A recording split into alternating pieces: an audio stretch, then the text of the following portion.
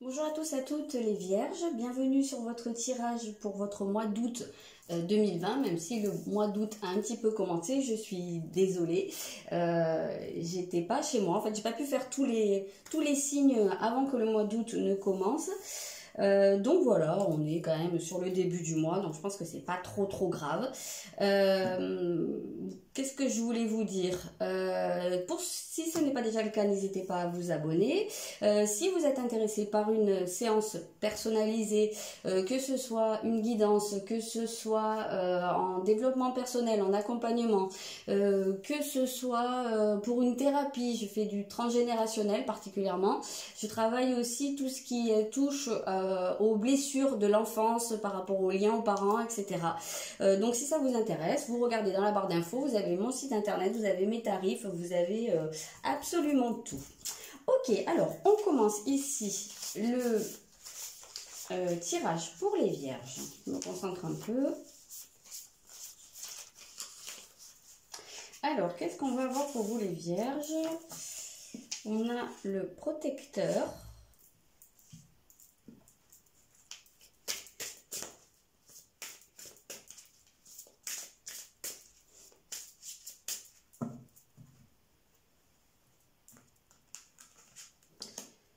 On a, ok, le pouvoir ancestral. Ok, là, vraiment là, ce que je ressens d'entrée de jeu, c'est, je pense que vous allez pouvoir être comme un, alors je vais dire peut-être un pilier ou une personne qui va être très apaisante dans la vie de vos proches ou dans la vie d'une personne en particulier de votre entourage, par votre présence et notamment par vos paroles, par vos mots en fait. J'ai l'impression qu'il y a quelque chose où vous allez pouvoir amener un apaisement, une forme, oui, une protection puisque c'est marqué comme ça, mais ouais, j'ai l'impression que vous allez pouvoir faire du bien en fait à quelqu'un ou aux gens en général, par vos mots, même c'est au-delà de, c'est même plus que des mots, j'ai l'impression, c'est vraiment les vibrations qui sortent de vous, hein, vous voyez ce que vous dégagez.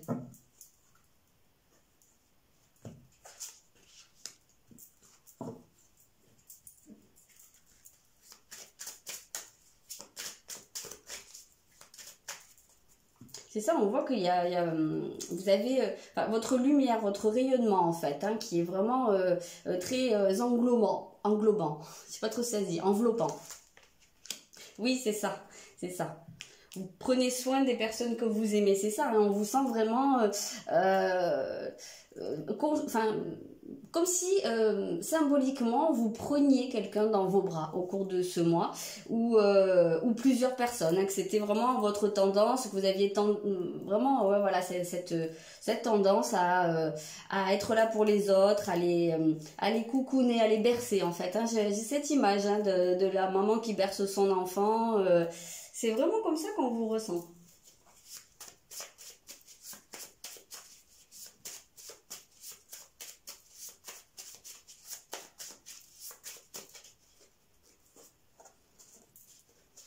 Alors, qu'est-ce qu'on a ici? On a l'humiliation.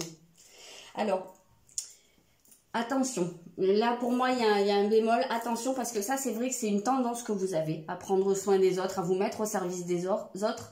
Attention, la blessure d'humiliation, c'est vrai qu'elle est fréquente chez les vierges ou les ascendants vierges. Parce que justement, c'est lié à cette tendance à vous sacrifier pour les autres, à vous mettre au service des autres et quelque part comme ça à vous rabaisser. Donc attention à ne pas tomber non plus dans ce schéma où vous êtes toujours là pour les autres et vous, en fait, vous vous oubliez complètement. Donc il faut que ça reste équilibré en fait ici, sinon c'est pas juste pour vous. Donc gardez ça à l'esprit.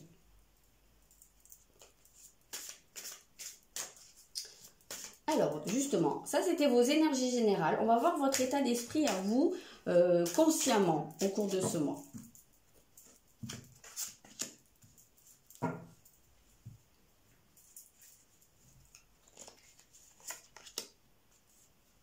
Ok, là pour moi, ce que je ressens, c'est que vous vous sentez appelé vers quelque chose, vous vous sentez, je dirais même happé. dans une direction, ouais, c'est comme si vous étiez entraîné, et c'est presque, je vais pas dire que c'est contre votre gré, mais vous pouvez pas résister en fait, j'ai l'impression, vous allez vers quelque chose de nouveau qui est vraiment, je dirais, je vais pas dire prédestiné, mais il y a un petit peu de ça. C'est quelque chose vers quoi j'ai l'impression que vous êtes censé aller, ou en tout cas vous vous sentez comme tel. C'est un peu, vous voyez, comme les papillons qui sont attirés par la lumière, voilà, et qui peuvent pas faire autrement que d'aller dans sa direction. Ben, c'est vraiment comme ça que je vous ressens au cours de ce mois. Ok, ouais. Alors, il se peut très bien que parmi vous, il y ait des gens qui... Alors, je pense que dans le fait... je vais essayer de mettre les trucs dans l'ordre parce qu'il y a plusieurs trucs qui arrivent en même temps. Alors, dans ce que je vous dis, le fait de vous sentir attiré dans cette direction, c'est parce que il y a quelque part votre intuition ici qui est très développée, qui vous appelle, qui vous emmène, presque elle fait bouger vos pas sans que vous puissiez trop contrôler ça, même si bien entendu on a toujours son libre arbitre. En tout cas, c'est comme si vous preniez une direction parce que vous sentez que vous pouvez pas faire autrement et que vous avez à en passer par là. Et parce que ça vient du fait que vous avez une nouvelle vision des choses, vous voyez des choses de manière beaucoup plus claire, vous avez une nouvelle compréhension des choses. Après, pour certains, ce que j'ai ressenti, c'est qu'il pouvait y avoir un développement justement de certaines capacités ou de l'intuition tout simplement. Mais il y a vraiment quelque chose qui s'ouvre devant vous. Hein. C'est vraiment votre vision qui se dégage. Et ça peut être quelque chose que vous étiez censé expérimenter. Peut-être quelque chose dans vos missions de vie que vous êtes censé développer. Voilà, votre troisième œil, votre clairvoyance, je sais pas, votre intuition. Ça peut faire partie des choses qui sont en train de s'ouvrir pour vous. Alors maintenant on va regarder quelle va être votre force, votre atout majeur au cours de ce mois d'août. J'ai l'impression que ça touche à la sociabilité. Votre sociabilité, votre relationnel.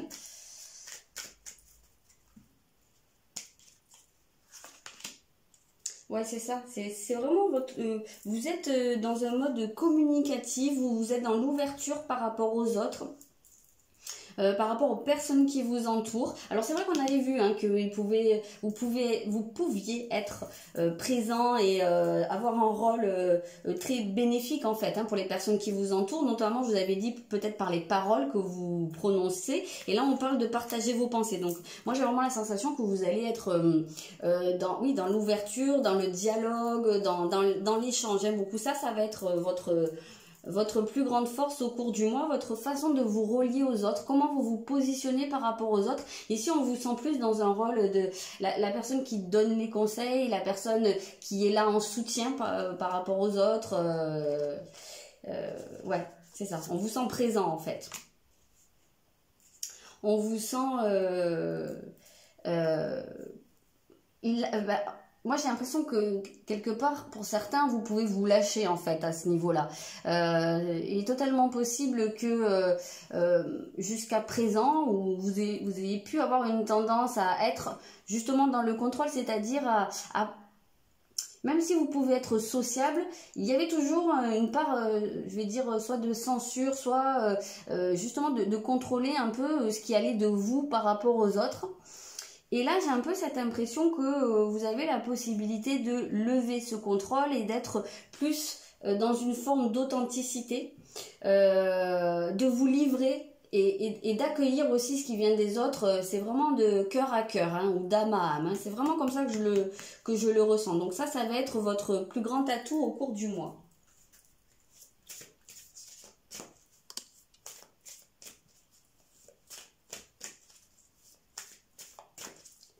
Alors, on va aller voir maintenant ce qui bloque, en fait, hein, ce qui est à travailler au cours de ce mois.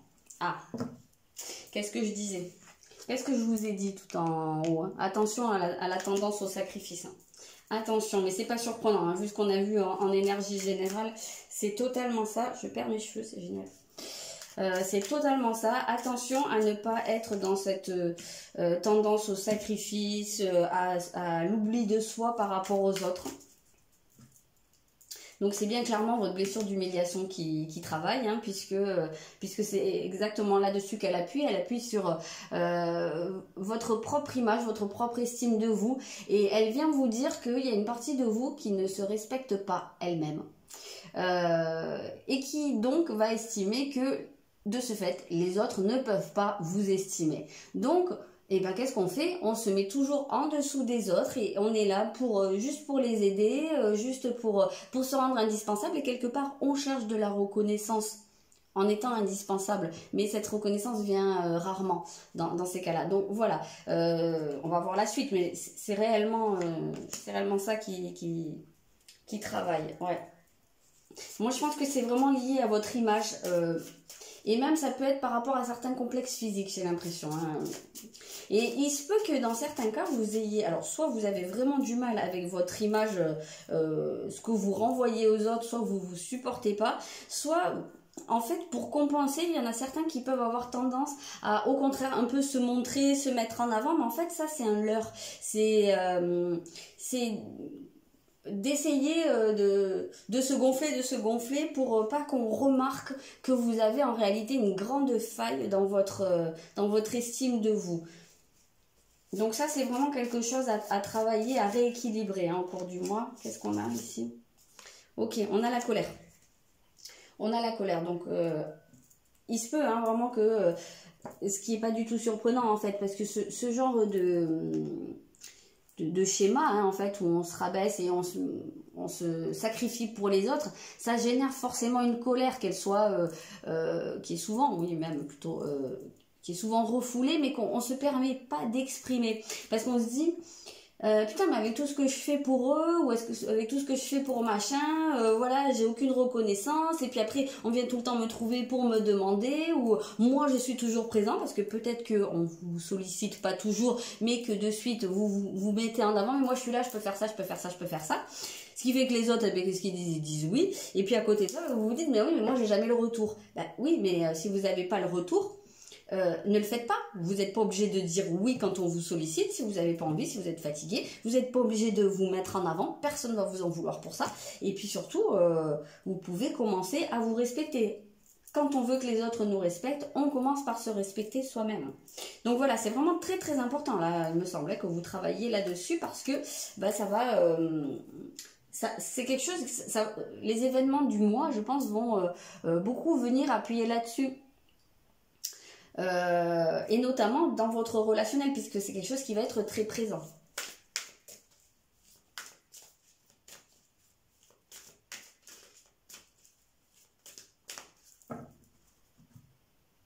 Alors, on va regarder le sentimental. Qu'est-ce qu'on a? Ah bah tiens, ça c'est chez vous, la maison 6, les vierges.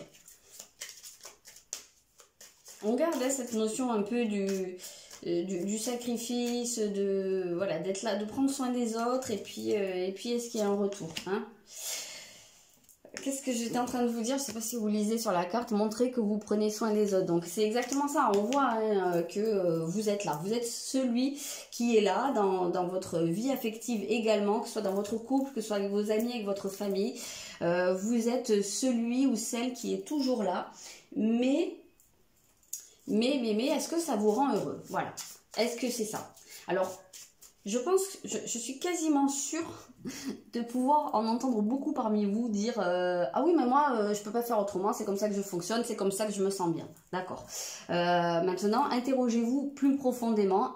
Est-ce que vous y trouvez totalement votre compte? Est-ce que vous êtes totalement épanoui? Est-ce que vous avez un retour? Et est-ce que vous pensez à vous? Voilà, c'est juste ce que j'ai à vous poser comme question. Après, il n'y a que vous qui pouvez savoir si vous êtes réellement épanoui ou pas comme ça. On a la dépendance, ok. C'est pas surprenant. Alors, on a une dépendance qui joue, en fait, qui est à double tranchant ici. Parce que, d'une certaine façon, vous... en fait, là, c'est exactement ce que je vous disais, quand vous pouvez répondre, c'est plus fort que moi. C'est plus fort que moi parce que vous avez une forme de dépendance à cette recherche de la reconnaissance. On dit toujours, et souvent les gens qui ont ce type de comportement, je ne vous juge pas du tout, mais oui, mais moi je pense aux autres avant moi, donc sous-entendu, je suis une bonne personne. Voilà, je suis dans l'abnégation, et ça, c'est censé être quelque chose de bon. Or, c'est très rare quand même, vraiment l'altruisme complètement désintéressé, c'est-à-dire où on n'y gagne même pas en estime de soi. Parce que là, ce qu'on ressent vraiment, et ce que je vous dis depuis le début, c'est que si vous vous sentez obligé, c'est plus fort que vous d'être tout le temps au service des autres, tout le temps là pour les autres, c'est pas juste comme ça. C'est pas gratuit, c'est parce que au fond de vous, il y a désespérément ce besoin de la reconnaissance de l'autre qui ne vient pas, ou qui vient pas assez souvent, ou quoi qu'il en soit, même si elle vient, elle ne peut pas combler un vide qui est à l'intérieur de vous, parce que ce vide, c'est celui que vous laissez vous-même. C'est-à-dire, c'est la reconnaissance que vous ne vous donnez pas à vous-même. Et ça, vous allez pouvoir avoir des milliers, des millions de personnes qui vont vous être redevables, qui vont vous être reconnaissantes, qui vont vous dire « mais qu'est-ce que je ferais sans toi ?» Ça ne viendra jamais combler le vide. Et la deuxième chose qu'on a avec cette dépendance, c'est que en faisant ça, vous rendez les autres dépendants de votre personne, de ce que vous pouvez leur apporter, de votre protection, de ce que vous pouvez faire pour elles. Et là, c'est pas bon. Là, ce qu'on vous dit, c'est que en réalité, j'ai déjà eu le cas en consultation avec une personne qui pensait vraiment sincèrement, peut-être qu'elle regardera cette vidéo d'ailleurs, parce que il me semble me souvenir que c'était une personne qui était vierge, et que cette personne me disait oui, mais je pense que je suis là pour aider les autres. Mais oui, on peut être là pour aider les autres, mais à partir du moment où en fait on les rend dépendants, c'est-à-dire qu'on est toujours là pour eux, mais finalement à la fin ils savent plus s'en sortir tout seuls. C'est comme des enfants qui n'ont pas d'autonomie à certains niveaux. Et bien là, en fait, on rentre dans un schéma qui est plus du tout lumineux. On rentre dans des relations, dans un relationnel toxique où finalement, quand on rend les autres dépendants, c'est pas bon. Aider les autres, c'est un accompagnement quel qu'il soit, c'est être à côté de la personne, c'est pouvoir, quand elle vous sollicite, l'accompagner vers l'autonomie, que ce soit émotionnelle, que ce soit physique, que ce soit à plein de niveaux. Comme le font des bons parents qui sont là pour accompagner leur enfant jusqu'à son autonomie, jusqu'à son indépendance, et ensuite ils se retirent. Le but, c'est pas d'être là et de tout faire à la place des autres, parce qu'en fait quand vous n'êtes pas là, les autres sont perdus. Et ça, c'est pas du tout lumineux, ça je vous le dis de suite, hein. Donc il y a vraiment ça qui est à travailler pour vous, hein, au cours de ce mois. En tout cas, c'est quelque chose qui va travailler au niveau sentimental, au niveau affectif, hein.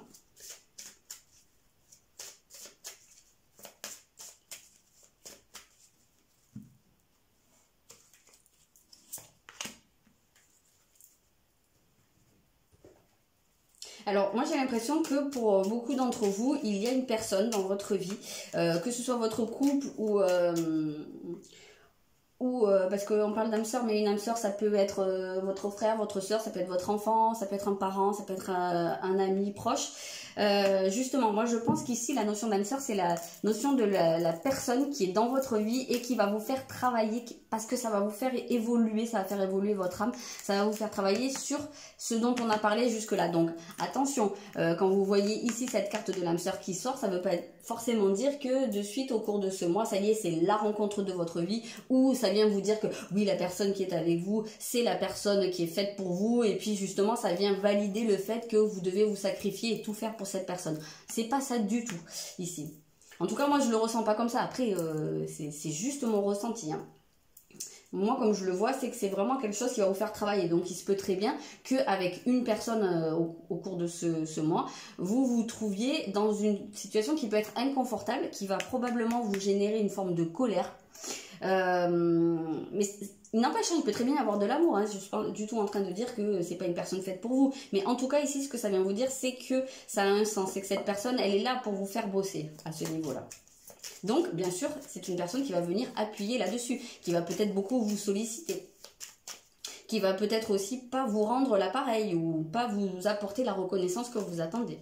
Et oui, bah tiens, on retrouve destinée. Donc, c'est quelque chose justement, c'est une période clé. Ici, on vous dit au niveau de votre vie sentimentale, c'est ça la clé à l'heure actuelle. Si vous avez des choses à dénouer, si vous avez l'impression de stagner, s'il y a des choses qui évoluent pas, si, voilà, si vous avez besoin d'aller vers de la nouveauté, ben cette nouveauté, c'est là, c'est à l'intérieur de vous, c'est là-dessus que vous avez besoin de travailler. Alors, on va regarder le professionnel. Ou professionnel, activité, voilà. Projet, pourquoi pas.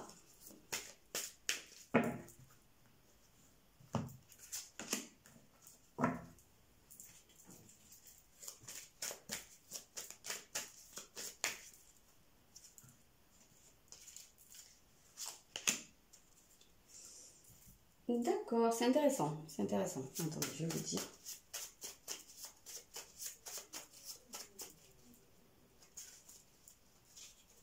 C'est lié encore une fois à votre relationnel. Ici, j'ai l'impression qu'il va falloir que vous, en tout cas, ce que vous allez être amené probablement à faire, c'est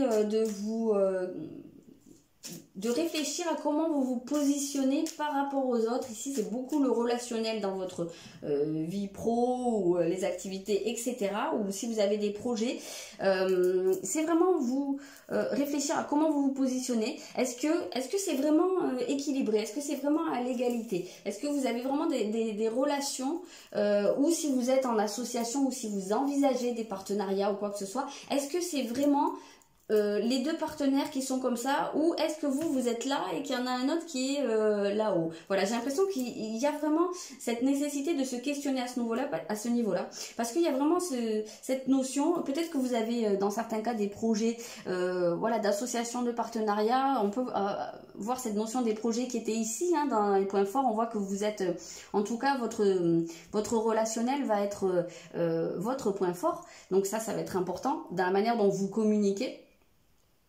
Et là, j'ai l'impression que ce qui va beaucoup jouer, c'est aussi votre expérience. J'ai l'impression que vous pouvez être une personne qui va apporter une forme de sagesse dans une équipe ou dans un projet. Et vous allez pouvoir être la personne qui fait réfléchir, qui apporte une forme d'expérience. La personne qui transmet aussi peut-être.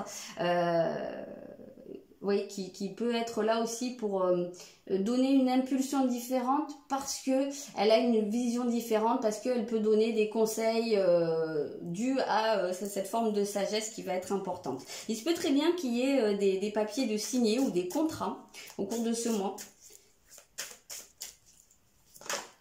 Ah, j'en ai deux qui sont tombés, donc je ne les prends pas.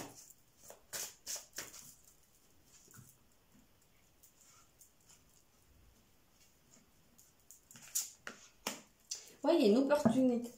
Ouais, opportunité, ok, vous avez compris. Il y a une opportunité là, qu'on vous annonce. Donc, il se peut très bien qu'il y ait quelque chose qui vienne à vous, un projet qui vienne à vous, qu'on vous parle de quelque chose, qu'on vous propose quelque chose. Moi, j'ai l'impression que ça peut être vraiment lié à un partenariat, mais ça peut être aussi quelqu'un qui vous propose, je sais pas, hein, de rejoindre sa boîte, ou voilà, on peut vous dire, dans ma société, il y a une place qui se libère, est-ce que ça t'intéresse? Voilà, il y a quelque chose qui vient à vous. Maintenant, c'est quelque chose où il va falloir que vous preniez un temps pour réfléchir à ce que ça peut vous apporter, à ce que vous pouvez apporter, et est-ce que c'est juste? Surtout, est-ce que c'est équilibré? Est-ce que vous êtes vraiment gagnant dans l'affaire? Voilà. Ça se peut que oui, hein, je ne suis pas du tout en train de dire que vous faites arnaquer, mais je pense qu'il va falloir prendre un temps de réflexion. Alors, peut-être aussi parce qu'au départ, c'est quelque chose qui ne va pas vous intéresser. C'est peut-être quelque chose dont on va vous parler et qui n'est pas dans la branche dans laquelle vous vous trouvez. C'est pas forcément quelque chose vers quoi vous seriez allé de vous-même. Seulement, la réflexion, justement, elle peut vous permettre de vous ouvrir à une forme de nouveauté et qui sait, à quelque chose qui va être très intéressant pour vous, qui va peut-être aussi vous ouvrir d'autres portes, vous permettre d'avoir une nouvelle forme d'expérience. C'est totalement possible.